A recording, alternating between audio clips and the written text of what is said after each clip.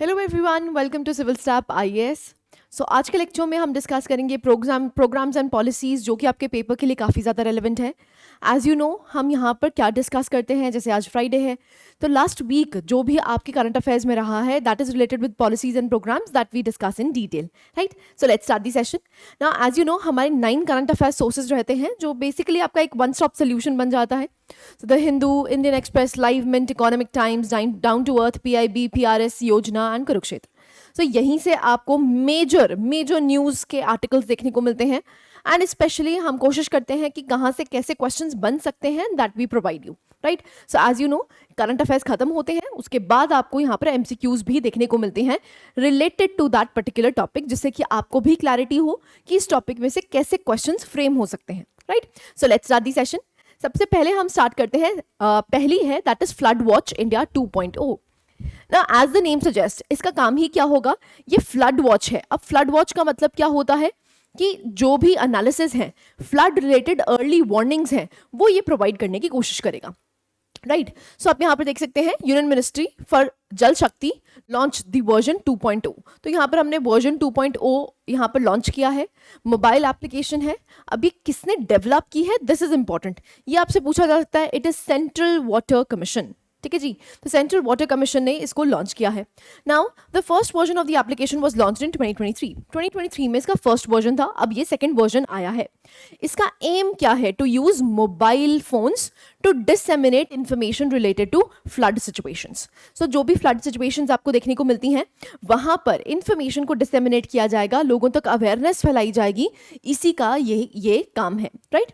Now the flood forecasts up to 7 days on a real time basis. So real time basis पे आपको यहाँ पर information डिससेमिनेट करी जाएगी ना। बेसिकली यहाँ पर टेक्नोलॉजीज कैसे यूटिलाइज हो रही हैं, सैटेलाइट डेटा एनालिसिस क्या हो रहा है, सैटेलाइट डेटा एनालिसिस किया जा रहा है, mathematical modelling and real time monitoring आपको देखने को मिलेगी ना। देख सकते हैं वर्जन जो 2.0 है, it provides information on flood forecast at additional 392 flood monitoring stations, taking the total number up to 592 stations। तो अब आपको 592 stations देखने को मिलते हैं जो कि एक्चुअली में इंफॉर्मेशन को डिससेमिनेट करते हैं related to floods, right. Clarity है, आई होप यहाँ तक आपको समझ आया होगा कि फ्लड वॉच है क्या। ना practice and MCQ regarding this simple सा है। आपसे पूछा गया with reference to flood watch app, आपको बताना है इसका मेन करेक्ट आंसर्स कौन से हैं। It aims to provide 7-day advisory on the chances of floods at various stations in the country where the CWC maintains its measurement gauges. Second है, it utilizes advanced technologies such as satellite data analysis, mathematical modeling, and real-time monitoring to deliver accurate and timely flood forecasts. The app has been launched by the CPCB.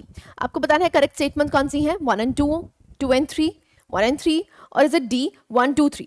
Now देखिए हमने news पढ़ी, अब news को consolidate करने के लिए आपको MCQ practice करना बहुत ज़रूरी है, राइट। अब आपसे 3 स्टेटमेंट्स पूछी गई हैं that is related to flood watch. ऐसे ही क्वेश्चंस आपसे यूपीएससी में भी पूछे जाते हैं ना। फ्लड वॉच से रिलेटेड अगर पहली स्टेटमेंट की बात करते हैं तो एक जेनरिक स्टेटमेंट है। फर्स्ट स्टेटमेंट क्या कहती है, it aims to provide 7-day advisory. Yes, यही करता है ये, 7-day एडवाइजरी देता है किसके लिए, फ्लड्स के लिए एट वेरियस स्टेशंस। और ये क्या यूटिलाइज करता है, हाई टेक्नोलॉजी यूटिलाइज करता है जिसमें आपको सैटेलाइट डेटा एनालिसिस देखने को मिलते हैं, मॉडलिंग, मैथमेटिकल मॉडलिंग देखने को मिलती है एंड इवेंचुअली आपको यहाँ पर रियल टाइम मॉनिटरिंग भी देखने को मिलती है। तो दोनों ही स्टेटमेंट्स क्या हो जाती हैं, करेक्ट हो जाती हैं। थर्ड स्टेटमेंट की जब हम बात करते हैं, क्या ये सीपीसीबी ने लॉन्च किया है, no, it is central water commission. किसने किया है, सेंट्रल वाटर कमीशन।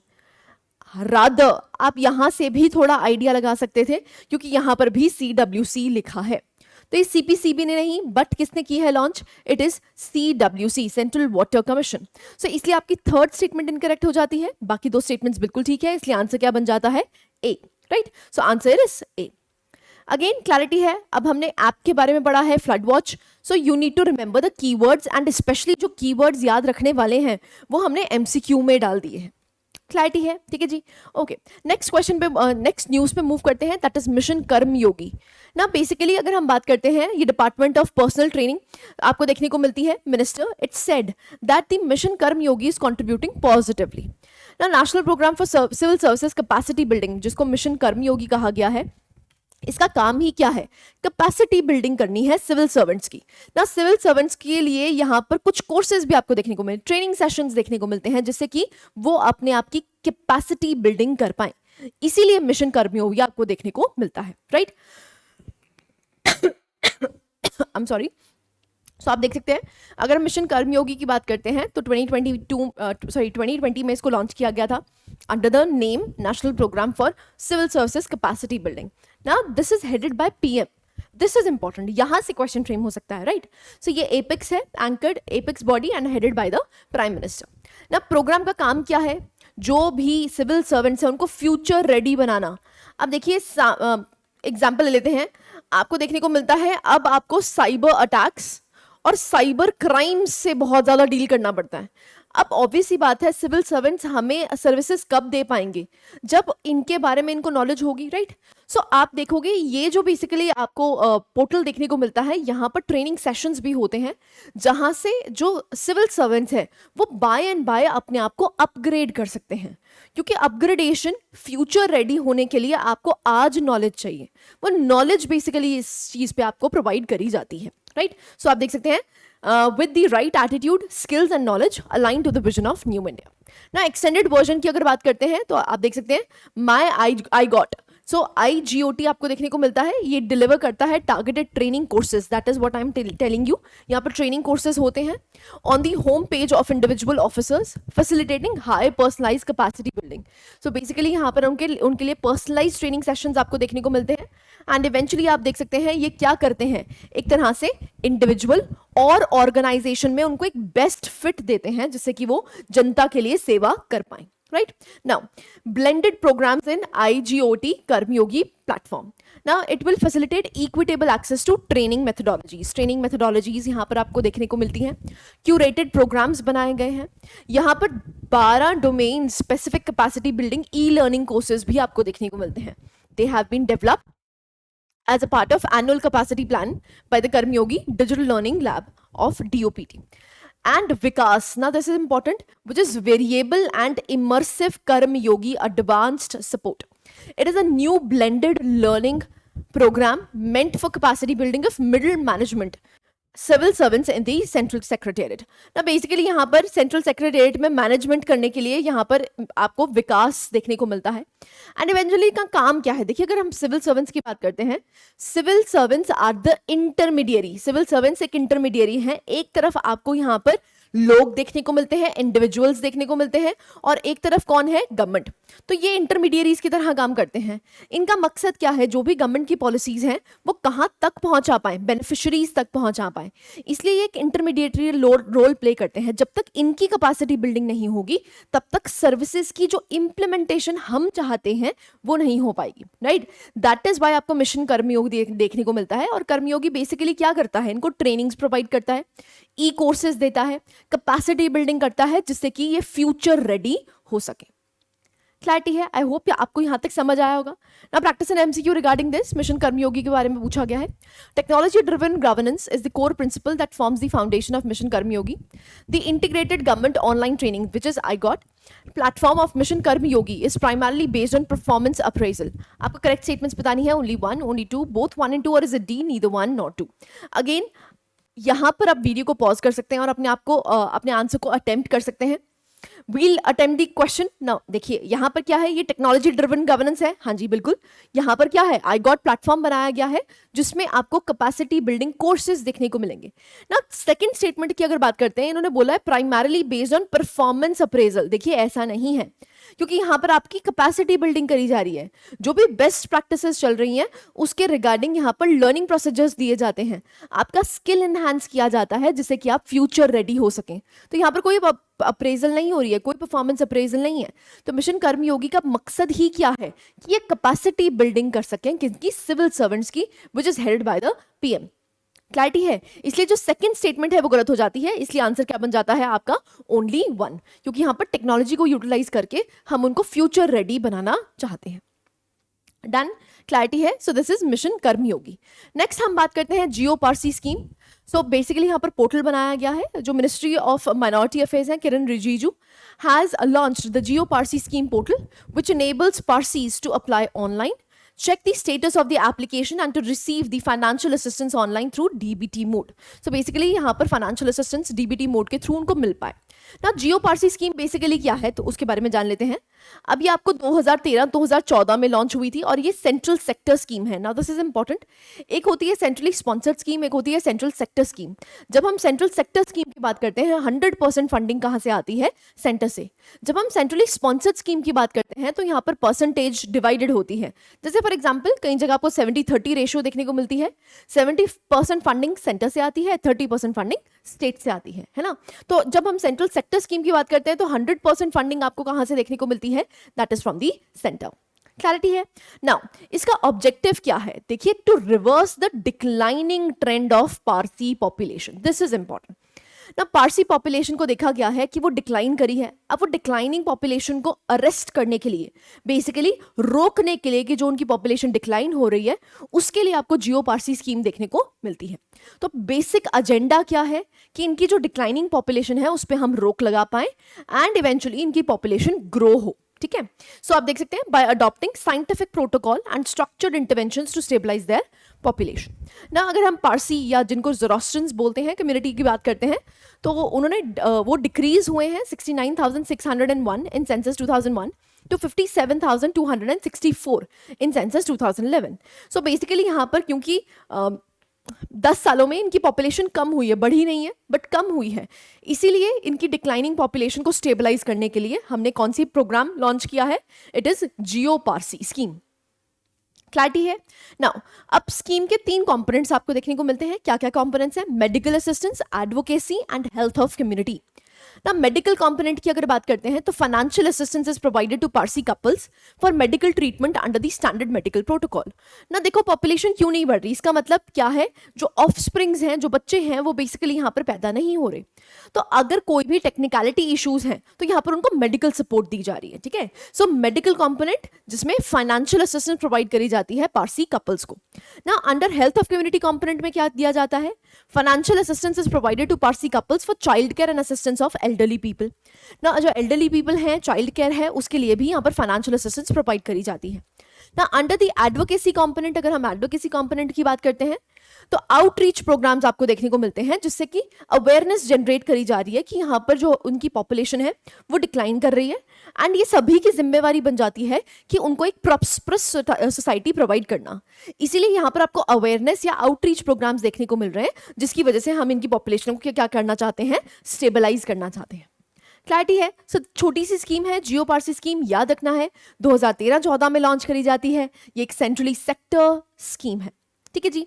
ओके. ना practice and MCQ regarding this. Again आपसे पारसी कम्युनिटी के बारे में पूछा गया.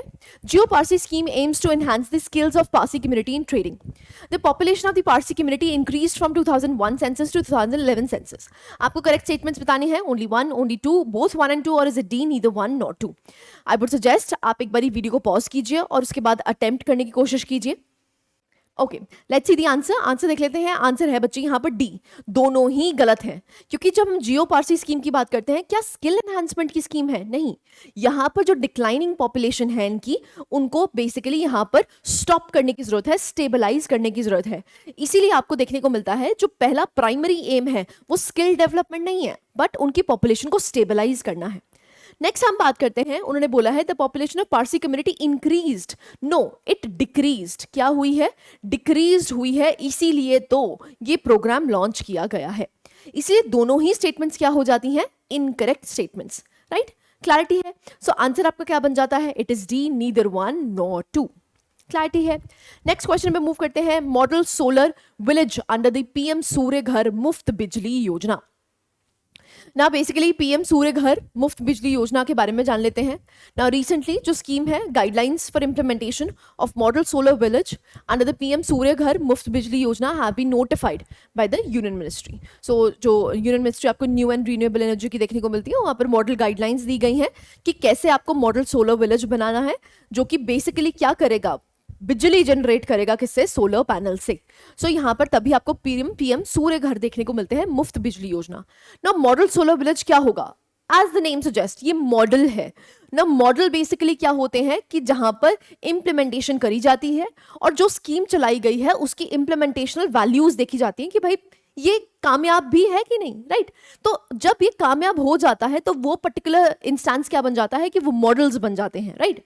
सो आप देख सकते हैं, a model solar village, a scheme component aims to be developed in each district of the country. हर डिस्ट्रिक्ट में एक विलेज आपको देखने को मिलेगा जो सोलर बन जाएगा, ठीक है? तो क्योंकि वो एक रोल मॉडल बन जाएगा, दूसरों को भी एनहांस करेगा कि हम यहाँ पर क्या लगाएं, सोलर पैनल्स लगाएं। क्योंकि उससे फायदा क्या है, देखिए सिंपल सी बात है, अगर आपके घर पे सोलर पैनल्स लगे हैं, आपके घर की इलेक्ट्रिसिटी तो जनरेट होगी, साइमल्टेनियसली आप क्या कर सकते हैं, आप वो इलेक्ट्रिसिटी को इलेक्ट्रिसिटी डिपार्टमेंट को भी बेच सकते हैं, है ना? तो इसलिए इसको क्या कहा गया है, विच इज मुफ्त बिजली योजना, right? Now with the goal of promoting solar energy, इसका काम क्या है, हम प्रमोट करना चाहते हैं सोलर एनर्जी, क्योंकि ऑब्वियसली बात है हम सेल्फ रिलायंट होना चाहते हैं and we want to move towards renewable energy sources, right? Now financial outlet आपको 800 करोड़ देखने को मिलता है। It has been allocated for the component providing 1 CR पर selected model solar village. So model solar village जो भी बनेंगे वहां पर फंडिंग प्रोवाइड करी जा रही है 1 crore. And to these model villages household will install solar panels. हर हाउस होल्ड यहाँ पर सोलर पैनल्स इंस्टॉल करेगा रूफटॉप्स पे, and they would convert sunlight into electricity which can be utilized for lighting and appliances, right? इसका काम ही यही है ना। बेनिफिट्स की अगर बात करते हैं तो एनर्जी इंडिपेंडेंस, ऑब्वियसली बात है, धीरे धीरे करके ये रोल मॉडल्स बनेंगे। एंड हम चाहते हैं कि हर विलेज में जितने भी घर हैं वहां पर आपको सोलर पैनल्स देखने को मिले, राइट? तभी यहाँ से रोल मॉडल्स या मॉडल विलेजेस आपको देखने को मिल रहे हैं। एंड मॉडल विलेजेस को एक्सपैंड करके हम चाहते हैं कि जो हम एनर्जी डिपेंडेंट है दूसरी कंट्रीज पे, वो डिपेंडेंसी खत्म हो जाए, ठीक है? सो इसलिए एनर्जी इंडिपेंडेंस, एनवायरमेंटल इंपैक्ट्स बहुत कम है, एनवायरमेंट इकोनॉमिक एम्पावरमेंट आपको देखने को मिलेगी। तो जो सरप्लस एनर्जी है वो सेल आप कर सकते हैं, जिससे कि आपको एक एडिशनल रेवेन्यू मिल जाएगा। सो बेसिकली आपके घर की बिजली तो आ ही रही है, वो मुफ्त में आ रही है, और अगर आप सप्लीमेंट कर सकते हैं, मतलब अगर आप ज्यादा जनरेट कर रहे हैं तो वो आप बेच भी सकते हैं, तो इकोनॉमिक बेनिफिट भी आपका है, right? Next, it is estimated that scheme will create around 17 lakh direct jobs. This is also important. Now, unemployment is a major issue, है ना? अब देखिए, ऐसा नहीं कि सिर्फ इंडिया में ही आपको अनएम्प्लॉयमेंट देखने को मिल रही है, आपको हर जगह, क्योंकि रीजनल वॉर्स चल रही हैं, जिसकी वजह से आपको अनएम्प्लॉयमेंट रेट्स हाई देखने को मिल रहे हैं। सो बेसिकली हम भी उसको केटर करना चाह रहे हैं, तो अनएम्प्लॉयमेंट रेट्स को केटर करने के लिए आपको जॉब जनरेट करनी पड़ती है, एंड स्पेशली जहां पर लेबर इंटेंसिव जॉब्स हैं। अब अगर हम सोलर पैनल्स की बात करते हैं तो ऑब्वियसली बात है, जो सोलर पैनल लगाएंगे, जो बेचेंगे, तो डायरेक्ट जॉब्स क्रिएट होती हैं, राइट? तो यहाँ पर देखने को मिलता है it will create 17 lakh direct jobs, और इनडायरेक्ट तो आप देख ही सकते हैं कितनी ज्यादा जनरेट करेंगी। मैन्युफैक्चरिंग में, लॉजिस्टिक्स में, सप्लाई चेन, सेल्स में, यहाँ पर आपको 17 लाख जॉब्स देखने को मिलेंगी ना। पीएम सूर्य घर मुफ्त बिजली योजना के बारे में जान लेते हैं। सो आप देख सकते हैं इसका काम क्या है, एम क्या है, to light up 1 crore households. 1 crore households को हम यहाँ पर लाइट अप करना चाहते हैं, जिसमें हम 300 यूनिट तक फ्री बिजली पहुंचाना चाहते हैं, ठीक है, every month, marking a significant step towards sustainable development. ना बेसिकली इसका काम क्या है, हम इंक्रीज करना चाहते हैं सोलर रूफटॉप कैपेसिटी, एंड यहाँ पर आपको subsidy, it will cover up the 40% of the cost of the solar panels. So जो सब्सिडी है वो बेसिकली क्या करेगी, यहाँ पर 40% कॉस्ट, फॉर एग्जाम्पल मान लीजिए आपको यहाँ पर लोन लेना पड़ता है 10 लाख का, तो यहां पर जो 40% होगा इसका, what ever the 40% would be 4 lakh. So basically यहां पर कौन प्रोवाइड करेगा, गवर्नमेंट प्रोवाइड करेगी, ठीक है? तो बेसिकली आपकी जेब से कितना जाएगा, it is 6 lakh, right? So आप यहां पर देख सकते हैं the remaining cost have to be बॉन्ड बाय द एस्पिरेंट कंज्यूमर, जो भी कंज्यूमर है वो करेगा। देखो इन द लॉन्ग रन अभी तो आपको लगेगा कि हाँ भाई 6 लाख तो मुझे लगाना पड़ेगा, 4 लाख ही तो यहाँ पर गवर्नमेंट दे रही है, लेकिन लॉन्ग रन में आपकी बिजली का बिल जीरो हो जाएगा, नंबर 1। नंबर 2, अगर आप सरप्लस जनरेट कर पाते हैं आप उसको बेच भी सकते हैं, तो in the long run it would be beneficial to both. हम तो चाहते हैं हम एनर्जी इंडिपेंडेंट हो जाएं, और इवेंचुअली हर घर भी क्या चाहता है कि हमारे यहाँ मुफ्त बिजली आए, ठीक है? लेकिन उसके लिए जनरेट करो rather than providing it free से ज्यादा ये आपको महत्वपूर्ण देखने को मिलता है, क्योंकि आप सेल्फ सस्टेनिंग हो जाएंगे। दैट इज द मोटिव, ठीक है? Now centre will fund 60% of the cost for installing 2 kilowatt systems and 40% of the cost for systems from 2 to 3 kilowatt. So basically यहाँ पर अगर हम सेंटर की बात करते हैं तो सेंटर 60% कॉस्ट देगी अगर हम 2 किलोवाट का सिस्टम लगाते हैं, और 40% कॉस्ट देगी अगर 2 to 3 किलोवाट का लगाते हैं। Now practice and MCQ regarding this, PM Surya Ghar Muft Bijli Yojana, it provides subsidies for installing rooftop panels for residential houses and using solar energy for electricity. Any Indian citizen with a valid electricity connection and a suitable rooftop is eligible to apply for the PM Surya Ghar Muft Bijli Yojana. The government subsidy will cover 40% of the cost of installation of the solar panels. Fourth है, another key benefit of the PM Surya Ghar Muft Bijli Yojana is subsidized housing loans. आपको बताना है कौन सा correct answer है, 1 and 3, 1 2 3, 1 2 4 और is it D 1 and 4. Again ध्यान से स्टेटमेंट्स को रीड कीजिए, आराम से आंसर आपको मिल जाएगा. यहां पर वीडियो को पॉज कर सकते हैं और अपनी आंसर को मार्क कर सकते हैं. Okay, let's see the answer. हम देख लेते हैं. देखो ये क्या सब्सिडी प्रोवाइड करता है for installing rooftop panels. Yes, that is true. Next, एक वैलिड बिजली का कनेक्शन होना चाहिए आपके पास, आप रूफटॉप पैनल्स लगा सकते हैं. ठीक है, तो एक सूटेबल रूफटॉप पैनल आप लगा सकते हैं अगर आपके पास बिजली का कनेक्शन है. बिल्कुल ठीक है. एक इंडियन सिटीजन, वेरी इंपॉर्टेंट, यहाँ पर लिखा जाएगा फॉरेन नेशनल नहीं जी, यहाँ पर इंडियन सिटीजन. आपके पास अगर वैलिड इलेक्ट्रिसिटी कनेक्शन है, rooftop suitable rooftop solar panels अगर आप यहाँ पर इंस्टॉल कर सकते हैं. यहाँ पर जो गवर्नमेंट सब्सिडी है, it will cover 40% of the cost of installation. That is also true. यहाँ पर 40% जो सब्सिडी है वो कौन प्रोवाइड करेगा, गवर्नमेंट. ठीक है. फोर्थ की अगर बात करते हैं, अनदर की benefit of PM Surya Ghar Muft Bijli Yojana is subsidize housing loans. Obvious सी बात है. देखो जनरल आप यहाँ पर कॉमन सेंस भी लगाइए कि क्या हाउसिंग लोन्स में आपको सब्सिडी मिलेगी? नहीं. हाउसिंग लोन्स में क्यों मिलेगी? ठीक है. यहाँ पर किसके लिए बनाया गया है? ये सोलर पैनल्स के लिए बनाया गया है, रूफटॉप सोलर पैनल्स के लिए. ऑब्वियस सी बात है, सब्सिडी किसके लिए मिलेगी? उसी के लिए मिलेगी. इसलिए जो आपका फोर्थ स्टेटमेंट है वो गलत हो जाता है. इसलिए आंसर क्या बन जाता है? 1 2 3, दैट इज बी. क्लैरिटी है? ठीक है. तो 4 स्टेटमेंट्स हैं. अगेन हमने कोशिश की है जैसे क्वेश्चंस फ्रेम हो सकते हैं, we have tried to form those questions only. Clarity है? ठीक है जी. नेक्स्ट पे मूव करते हैं, that is Ayush package inclusion in Ayushman Bharat. ठीक है, तो आयुष्मान भारत प्रधानमंत्री जन आरोग्य योजना. ना जो यूनियन गवर्नमेंट है, it is working on integrating an Ayush package into Ayushman Bharat Pradhanmantri Jan Arogya Yojana. ना as you know, Ayushman Bharat Pradhanmantri Jan Arogya योजना की बात करते हैं तो कोशिश यहाँ पर ये की जा रही है कि हम आयुष को लिंक करें. ना आयुष बेसिकली क्या है? सो आयुर्वेदिक आपको देखने को मिलता है, यूनानी, सिद्धा, है ना. तो जो आपकी ट्रेडिशनल मेडिसिन है, देखो एक तो आज आपको कन्वेंशनल मेडिसिन देखने को मिलती है, एक ट्रेडिशनल मेडिसिन जो आपको वेद पुराणों में देखने को मिलती है, जो आज भी आपको देखने को मिलता है. बहुत से लोग इसको प्रैक्टिस करते हैं, राइट. सो यहाँ पर कोशिश की जा रही है, क्योंकि आयुष की अगर हम बात करते हैं तो ये बेसिकली प्रिवेंटिव हेल्थ केयर में बहुत ज्यादा हेल्प करता है. एग्जाम्पल ले लेते हैं. अब जब कोविड-19 हुआ था तो कहा गया था कि जो विटामिन सी से एनरिच्ड फूड है, फूड मटेरियल है, उसको आप खाइए ना. विटामिन सी से एनरिच जैसे ऑरेंजेस हो गए, यहाँ पर एप्पल्स आपको देखने को मिलते हैं. तो बेसिकली उसको प्रमोट किया गया था. क्यों? क्योंकि आपकी इम्यूनिटी बढ़नी चाहिए. कल को आपको डिजीज हो भी जाती है तो अगर आपकी इम्यूनिटी स्ट्रांग है तो आप उस डिजीज से लड़ सकते हैं, है ना. तो यहां पर कोशिश क्या की गई थी कि आपका फूड पैटर्न इस तरीके का हो जिससे कि आप इम्यूनिटी को बूस्ट कर पाओ. तो प्रिवेंटिव हेल्थ केयर के लिए जो आयुष है ना, वो बहुत इंपॉर्टेंट है. और हमारे कंट्री में प्रॉब्लम क्या है कि हम प्रिवेंटिव हेल्थ केयर को प्रमोट नहीं करते ज्यादा. तो जन आरोग्य योजना की अगर बात करते हैं तो वहां पर भी किस पे अब फोकस किया जा रहा है? Preventive health care. क्योंकि हमारा सारा ध्यान किस में है? क्यूरेटिव हेल्थ केयर, कि भाई डिजीज हो गई, अब बता दो क्या करना है.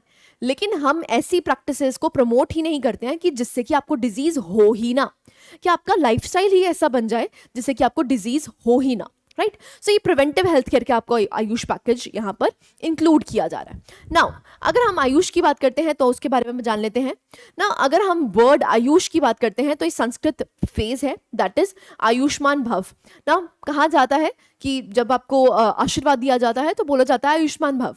तो आयुष्मान भव का बेसिकली मतलब क्या होता है? It means long life, right. So basically आप देख सकते हैं ये जो फ्रेज है ये महाभारत में यूज किया गया था for long and healthy life. And Ayush की अगर हम रेफर करते हैं तो ये ट्रेडिशनल और नॉन कन्वेंशनल सिस्टम को प्रमोट करता है, जिसमें आपको आयुर्वेदा, यूनानी, सिद्धा, होम्योपैथी देखने को मिलता है, right. Now it provides integrative health care approach focusing on physical, mental, social and spiritual health. And this is important because यहाँ पर आपको योग भी देखने को मिलता है ना. एज यू नो, योग जो है वो हमने इसको इंटरनेशनलाइज भी किया. एंड आज आपको nook and corner not of India but of the world वहां पर लोग योगा करते हुए दिख रहे हैं. सो योगा बेसिकली क्या है? आपकी फिजिकल और स्पिरिचुअल हेल्थ के लिए भी बहुत इंपॉर्टेंट है. That is why I am saying इसका प्रमोशन आपको किसके लिए देखने को मिलता है? Preventive health care. And that is the most crucial thing. अगर आपने प्रिवेंटिव हेल्थ केयर ली है तो क्यूरेटिव हेल्थ केयर के लिए जो बर्डन आपको इंडिया पे देखने को मिल रहा है वो नहीं मिलेगा। तो it is very very important जिससे कि हम आयुष को प्रमोट कर पाए, राइट। सो आप गवर्नमेंट इनिशिएटिव देख सकते हैं, 2014 में मिनिस्ट्री ऑफ आयुष को फॉर्म किया गया था और यहाँ पर गवर्नमेंट ने इम्प्लीमेंट किया है national Ayush mission through states and UTs, जिससे कि हम प्रमोट कर सकें आयुष सिस्टम्स को। सेंट्रल गवर्नमेंट हेल्थ स्कीम आपको देखने को मिलती है। तो जो सेंट्रल गवर्नमेंट के एम्प्लॉयज हैं, पेंशनर्स हैं, they are enrolled in this and can access both the allopathic and Ayush health care. वो आयुष हेल्थ केयर सर्विसेज भी ले सकते हैं ना। इसके बारे में जान लेते हैं जन आरोग्य योजना ना। इसको अगर हम आयुष्मान भारत की बात करते हैं, 2018 में लॉन्च किया गया था ना। यहाँ पर क्या है, हेल्थ कवर प्रोवाइड किया जाता है 5 lakh per family per year for secondary and tertiary hospitalization. Secondary और टर्शरी हॉस्पिटलाइजेशन है उसके लिए आपको 5 लाख की मदद यहाँ पर देखने को मिलेगी ना। जो कवर है it covers up to 3 days of pre hospitalization. So pre hospitalization and 15 days of post hospitalization expenses यहाँ पर कवर किए जाते हैं ना। एलिजिबिलिटी क्या है तो आप देख सकते हैं, जो भी बेस्ड है डेप्रिवेशन और occupational criteria from the SEC which is socio-economic and caste census for both the rural and the urban areas, दोनों में ही आपको एप्लीकेबल देखने को मिल रहा है। कोई रिस्ट्रिक्शन नहीं है फैमिली साइज पे, दिस इज इंपॉर्टेंट, यहाँ से पूछा जाता है क्वेश्चन, ठीक है। ना ही कोई एज स्पेसिफिक है कि भाई आप 18 साल से अबव हैं तभी आपको ये मिलेगा, नहीं। There is no restriction on the family size. जो भी आपका फैमिली साइज है वहां पर आपको 5 लाख पर फैमिली दिया जाएगा, राइट। नेक्स्ट, जेंडर पे भी कोई रिस्ट्रिक्शन नहीं है, तो देयर आर नो रिस्ट्रिक्शंस, ठीक है। नेक्स्ट, अप्रोक्सीमेटली 55 करोड़ बेनिफिशरीज आपको देखने को मिलते हैं और आपको 12.34 करोड़ फैमिलीज इसमें एनरोल होती हुई दिखती हैं। And it is said it represent the 40% of the population which is bottom, and that is crucial, क्योंकि जब हम इकोनॉमी की बात करते हैं, इकोनॉमी में सबसे इंपॉर्टेंट एस्पेक्ट्स एजुकेशन और हेल्थ केयर है।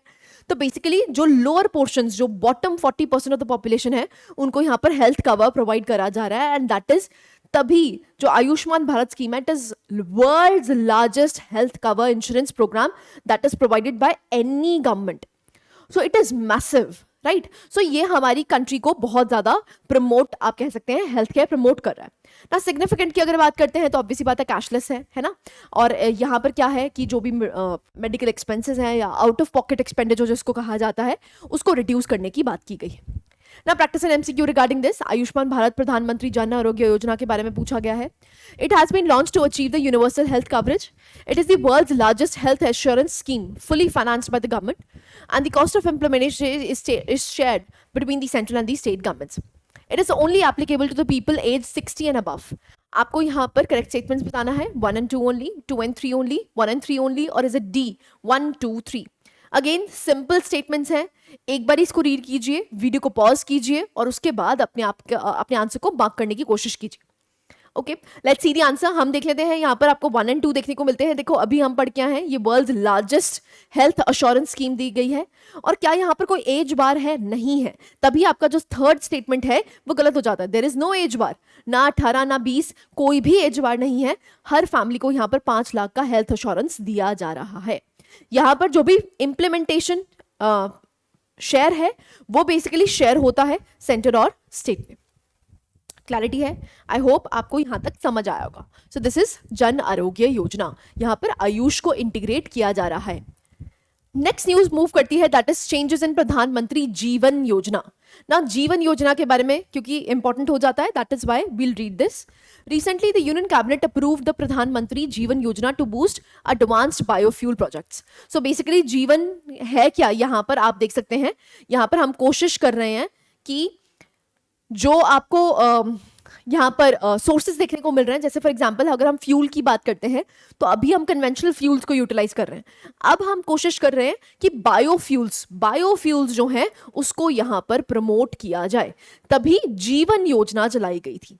क्लैरिटी है? ठीक है, तो यहाँ पर कोशिश क्या करी जा रही है कि यहाँ पर हम बायोफ्यूल प्रोजेक्ट्स को एडवांस करना चाह रहे हैं ना। जीवन का फुल फॉर्म क्या है जो कि पूछा जाता है? जैव ईंधन। जैव ईंधन, बायोफ्यूल, बायो मीन्स जैव, ठीक है। सो बेसिकली जो जैविक जीवों से आप यहाँ पर बायोफ्यूल्स को जनरेट कर सकते हैं, जैसे फॉर एग्जांपल आपको देखने को मिलता है, अगर हम बात करते हैं एथेनॉल ब्लेंडिंग करी जा रही है तो बेसिकली वो क्या है? It is biofuel, right. Clarity है? नाउ वातावरण अनुकूल फसल अवशेष निवारण। सो यहाँ पर आपको क्या करा जा रहा है, यहाँ पर फाइनेंशियल सपोर्ट दी जा रही है to integrate bio ethanol projects. So यहाँ पर फाइनेंशियल सपोर्ट दी जाएगी जो भी बायो एथेनॉल प्रोजेक्ट्स लगाना चाहते हैं जिससे कि हम बायोफ्यूल को जनरेट कर पाए। सेंटर फॉर हाई टेक्नोलॉजी आपको देखने को मिलता है, ये टेक्निकल बॉडी है under the ministry of petroleum and natural gas and will be implementation agency for the scheme. Very important, it is important, यहाँ से आपसे इम्प्लीमेंटेशन एजेंसी भी पूछ जाती है।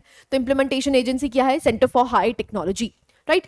नाउ अगर हम प्रधानमंत्री जीवन योजना की बात करते हैं तो ये सेट करता है 12 commercial scale second generation bio ethanol projects. ना अगर आपने एनवायरनमेंट पढ़ी है तो आपने जरूर पढ़ा होगा सेकंड जनरेशनल। ना सेकंड जनरेशनल बायोफ्यूल्स क्या होते हैं? देखो, फर्स्ट जनरेशन क्या है? जो हम खाना खाते हैं उससे जब एथेनॉल को प्रोड्यूस किया जाता है तो उसको फर्स्ट जनरेशन कहा जाता है, क्योंकि ऑब्वियस ही बात है हमारे पास पॉपुलेशन बहुत ज़्यादा है, तो इसीलिए जो खाने वाली चीज़ें हैं हम उनको वेस्ट नहीं करना चाहते हैं in terms of biofuel. So basically क्या किया जा रहा है, जो फूड अब रिडंडेंट हो जाता है, मतलब खाने लायक नहीं है, जैसे फॉर एग्जांपल वीट की अगर बात करते हैं, राइस की अगर बात करते हैं, वहाँ से एथेनॉल को जनरेट किया जाता है। शुगर केन की बात करते हैं, वहाँ से एथेनॉल को जनरेट किया जाता है। तो जो शुगर केन खराब हो जाता है, जो खाने लायक नहीं है, जो एडिबल नहीं है, तो उनसे हम क्या जनरेट कर रहे हैं? बायोफ्यूल जनरेट कर रहे हैं। उसको कहा जाता है सेकंड जनरेशन बायोफ्यूल। क्या कहा जाता है? Second generation biofuel. तो यहाँ पर फोकस क्या किया गया है कि भाई जो भी सेकंड जनरेशन बायोफ्यूल प्रोजेक्ट्स लगाना चाहते हैं वहां पर उनको फाइनेंशियल सपोर्ट दी जाएगी, राइट। तो आप देख सकते हैं यहाँ पर 10 डेमोन्स्ट्रेशंस हैं to scale 2G bioethanol projects based on non-food. As I've told you, second generation क्या है? Non-food. Non-food का मतलब क्या होता है? जो खा नहीं सकते, जो edible नहीं है, उससे हम एथेनॉल को जनरेट करने की बात कर रहे हैं। Now आपके लिए होमवर्क है, आप यहाँ पर कमेंट बॉक्स में भी लिख सकते हैं the difference between 1G first generation biofuel, second generation, third and fourth generational biofuel. This is your homework. अगर आपने एनवायरनमेंट अच्छे से पढ़ी है आप आराम से इसको बता सकते हैं। आपको कमेंट बॉक्स में जरूर लिखना है the difference between first generation, second generation, third generation and fourth generation biofuels. Clarity है? ठीक है। तो यहाँ पर किसको प्रमोट किया जा रहा है? सेकंड जनरेशन बायोफ्यूल प्रोजेक्ट्स को प्रमोट किया जा रहा है। नाउ जो अदर की ऑब्जेक्टिव्स हैं इसके, जैसे आपको देखने को मिलता है रेम्यूनरेटिव इनकम फॉर फार्मर्स। ना ऑब्वियस ही बात है, देखो जो फार्मर्स का जो खेती है वो खराब हो चुकी है, अब उनको क्या करना पड़ता था? पहले वो बेसिकली उसको जला देते थे या ऐसे ही रिडंडेंट हो जाती थी वो, लेकिन अब उनके लिए रेम्यूनरेटिव हो जाएगी। जो अच्छी फसल है उसको भी बेच सकते हैं, जो यहाँ पर खराब हो चुकी है उसको भी बेच सकते हैं। किसको बेचेंगे? इन प्रोजेक्ट्स को जो क्या जनरेट कर रहे हैं? बायो एथेनॉल को जनरेट कर रहे हैं, राइट। सो इसीलिए रेम्यूनरेटिव इनकम यहाँ पर फार्मर्स के लिए हो जाएगी। जॉब एम्प्लॉयमेंट ऑब्वियस ही बात है, एम्प्लॉयमेंट अपॉर्चुनिटीज मिल जाएंगी, एनर्जी सिक्योरिटी बढ़ जाएगी। तो बाय 2070 हम नेट जीरो एमिशंस करना चाहते हैं, नेट जीरो कार्बन एमिशंस करना चाहते हैं, तो ऑब्वियस ही बात है हमारे लिए ये भी तभी क्रूशल है। यहाँ पर आपको वायबिलिटी गैप फंडिंग आपको देखने को मिलती है। देखो वायबिलिटी गैप फंडिंग का मतलब क्या होता है इसको समझ लीजिए। देख लीजिए, आज सपोजेटली आपने प्रोजेक्ट बनाया, प्रोजेक्ट लगाया, इंडस्ट्री लगाई, आपने जब लगाई तो आपके पास फंडिंग थी 10 लाख, लेकिन ये जो प्रोजेक्ट है इसको चलने के लिए, इसको प्रॉफिटेबल बनाने के लिए चाहिए 15 लाख। कितने चाहिए? 15 लाख। अब यहां पर जो वायबिलिटी गैप है, क्योंकि इस प्रोजेक्ट को चलने के लिए, प्रॉफिटेबल होने के लिए, जब तक कोई बिजनेस प्रॉफिटेबल नहीं है तब तक कोई उसको प्रोजेक्ट लगाएगा ही क्यों, है ना? जब तक आपको प्रॉफिट नहीं बच रहा। तो प्रॉफिटेबल बनाने के लिए अगर उसको 15 लाख की जरूरत है तो यहाँ पर जो 5 लाख की सपोर्ट है ना वो गवर्नमेंट देगा। इसको कहा जाता है वायबिलिटी गैप फंडिंग। क्या कहा जाता है? Viability gap funding. तो आपको यहाँ पर 2 फेजेस में देखने को मिलती है। अगर हम 2018-19 टू 2022 की बात करते हैं, 6 commercial projects and 5 demonstration projects will be supported.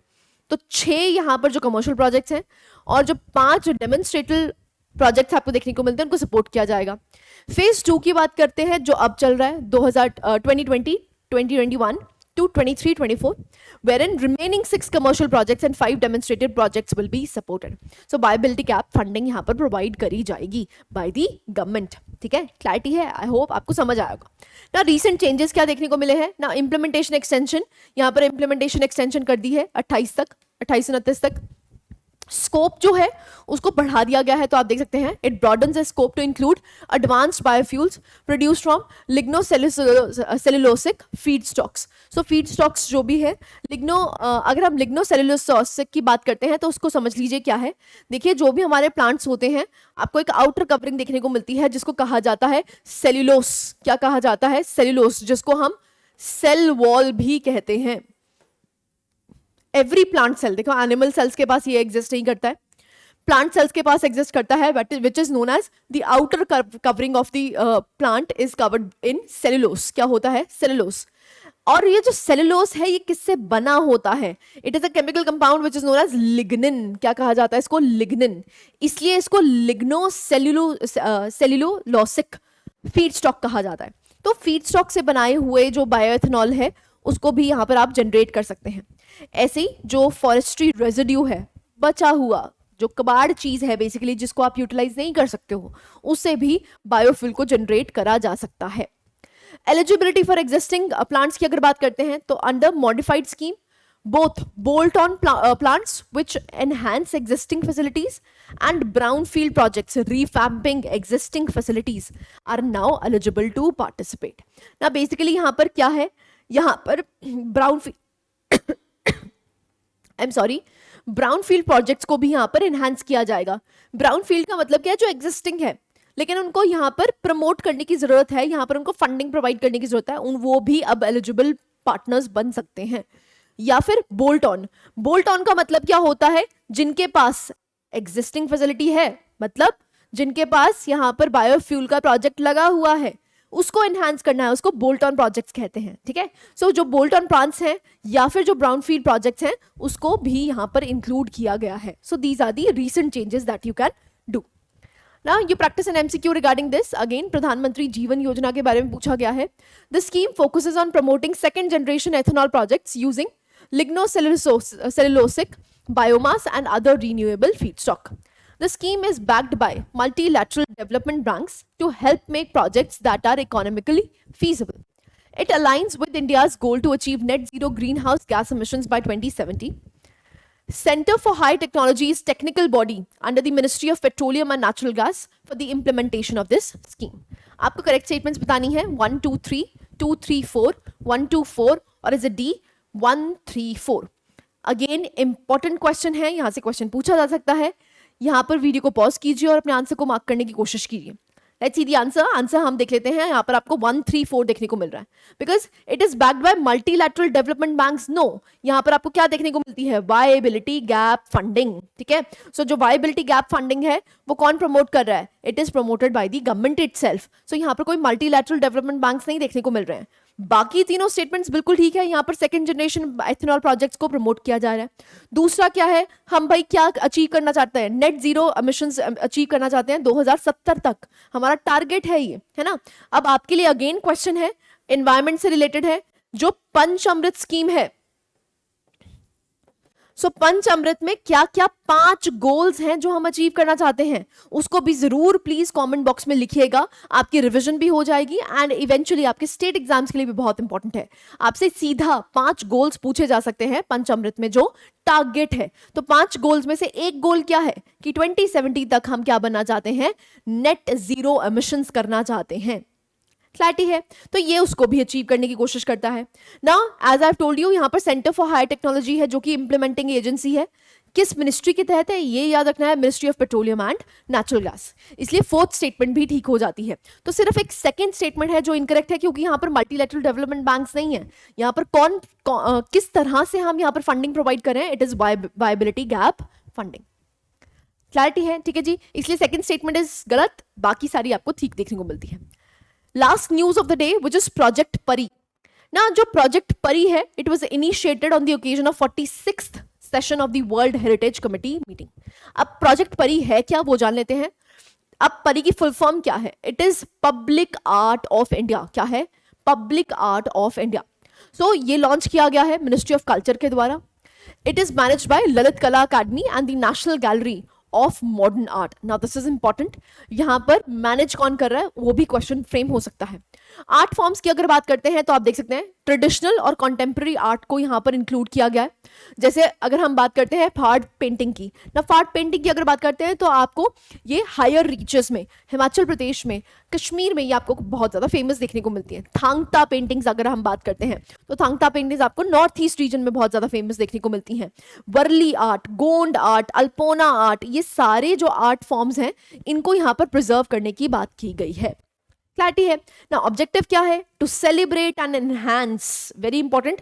हमें क्या करना है? हमें सेलिब्रेट करना है और एनहांस करना है क्या? Public art scene by blending India's cultural heritage with the contemporary themes. So जो हमारा ट्रेडिशनल आर्ट फॉर्म है उसको हम कंटेम्प्रेरी फील्ड के साथ ज्वाइन करना चाहते हैं, मर्ज करना चाहते हैं, जिससे कि हमारे पब्लिक आर्ट को और भी ज्यादा एक बड़ा प्लेटफॉर्म मिले। ठीक है जी। सो जो ट्रेडिशनल आर्ट फॉर्म है उसको जब शोकेस किया जा रहा है विद द कंटेम्प्रेरी थीम्स, कैसे वो मर्ज कर रहा है, कैसे वो मैनेज करना है, इसी स्कीम का मकसद है। याद रखना है क्या कि ये मिनिस्ट्री ऑफ कल्चर के तहत आता है। इसका फुल फॉर्म क्या है? Public art of India, and it is manage by Lalit कला अकेडमी। क्लैरिटी है? बहुत ही सिंपल है। इसमें तो क्वेश्चन भी सीधा डायरेक्ट बहुत ही सिंपल क्वेश्चन बनेगा कि अगर हम परी प्रोजेक्ट की बात करते हैं इसका एम क्या है और किस मिनिस्ट्री के तहत या मैनेजमेंट किसके तहत हो रही है। ठीक है जी, क्लैरिटी है। So these were the news that we have discussed in detail. Again programmes and policies is important, आपके यूपीएससी के लिए तो इंपॉर्टेंट है ही, इन एनी सेंस ये आपके स्टेट एग्जाम्स के लिए भी इंपॉर्टेंट हो जाती है। So this was it from my side. I hope you like the lecture. Thank you very much.